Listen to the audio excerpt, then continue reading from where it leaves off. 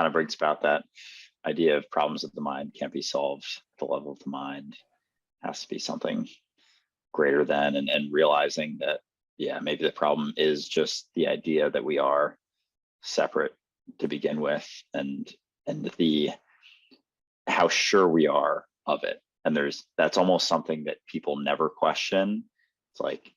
It's like I'm not sure. Even someone who's not sure of many things and questions a lot of things, they could say, I'm not sure of many things, but I'm sure that I am Andrew, or I'm sure that I'm this person. It's like the one thing left out of someone who could question a lot that like they're seemingly sure of. And it's like, well, have you ever questioned that? And maybe that is sort of will open the door to change and true progress back, maybe seemingly backwards progress, but Totally. Yeah, forward. no, a lot of factors Certainly. change that response, right? Like how comfortable they are, how old they are, how long they've been invested in this game, how much of the people around them are invested in the same game. I find that that's another thing that really sucks, because it's a crab bucket, right?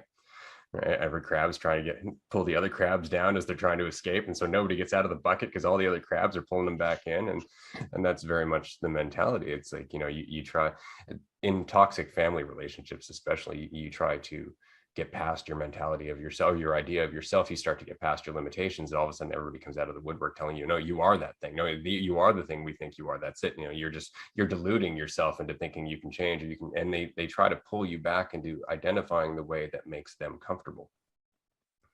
Right. And so again, it's a knee-jerk response, and you can get angry at them about it, but they don't see that they're doing it.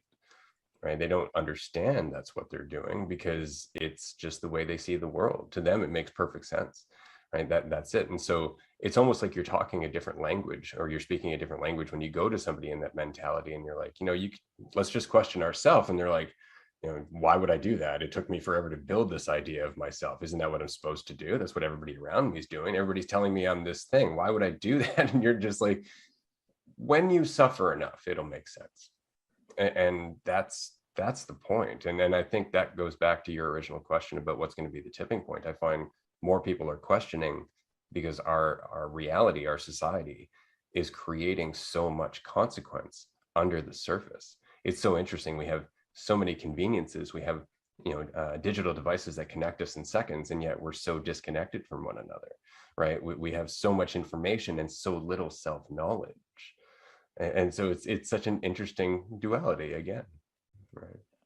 Yeah. It seems like with a lot of things in our society now, it's like we've gotten to a point that we both live in first world countries, and it seems to me like there's been sort of two paths or two ways you can take it. And one side is that you can find all of the problems and sort of like manifest problems into your own life and complain about certain things, and we call them like first world problems.